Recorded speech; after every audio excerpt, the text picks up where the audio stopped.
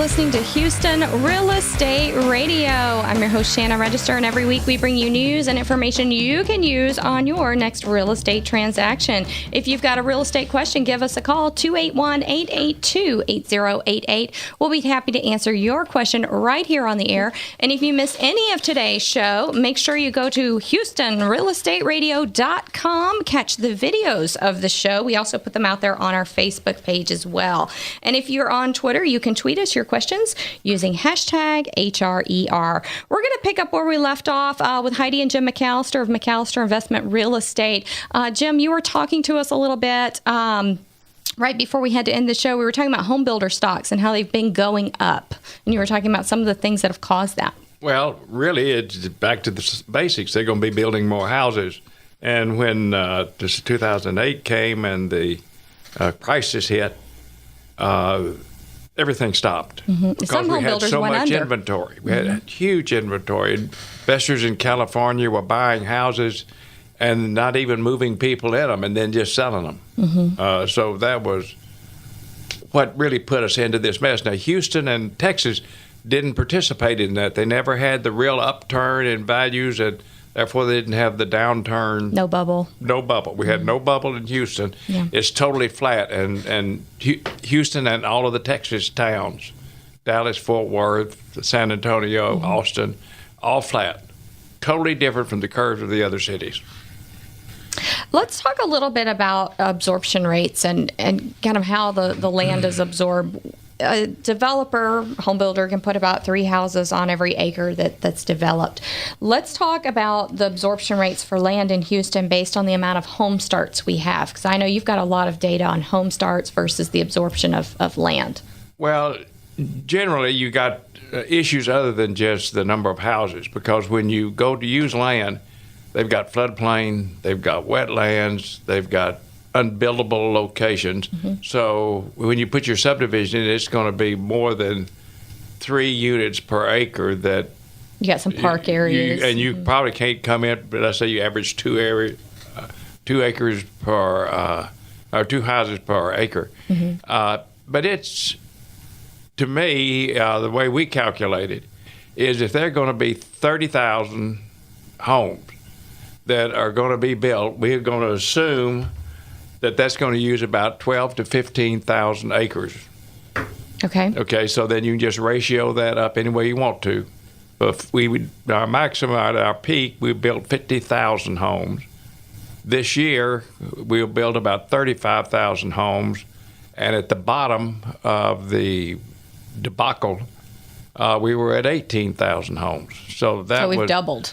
So that's it. But then 18,000 homes is not exactly a terrible thing either, because 18,000 homes is a lot of houses. Compared to other parts in the nation, it was still good. Right.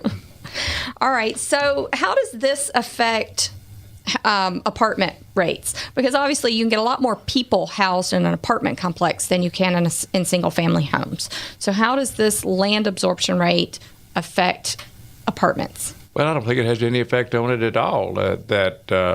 You have 2 single or 2 separate events happening here. Some people like apartments.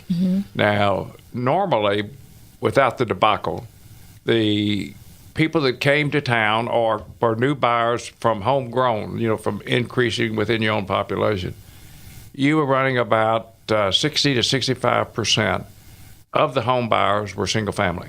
Okay. The remaining were apartment. Then we had this problem that came up. The recession. Excuse me. And people were concerned about keeping their jobs. Right. People lost their jobs. People were foreclosed upon. But where did they go? They went to apartments. They went to apartments. All right. But they are home owner mentality. Yes. So now let's get out and give them security in their jobs, security in the economy. They're ready to buy again. Then they're ready to buy again. So then we've got 2 streams of buyers coming in, the normal growth pattern, which is internal growth within the city plus people coming in, and we're bringing in about 90,000 jobs a year, and with the people associated with that. So those people are one segment. Then you get the other segment in the apartment says, oh, well, I can buy now because I am comfortable.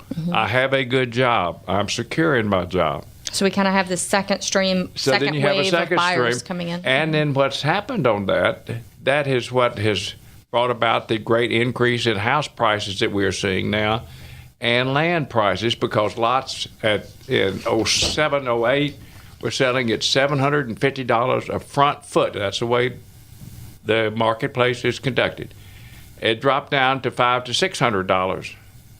Then it rose and starting in 12 to where we were approaching $1,000 a front foot. We're now over $1,000 a front foot. And you go to the Woodlands, and their last deal was over $3,000 a front foot. But again, that's a case that's the last of the Mohicans in the property. It's all gone. It's all gone. So they had a bidding process, and that's where it went.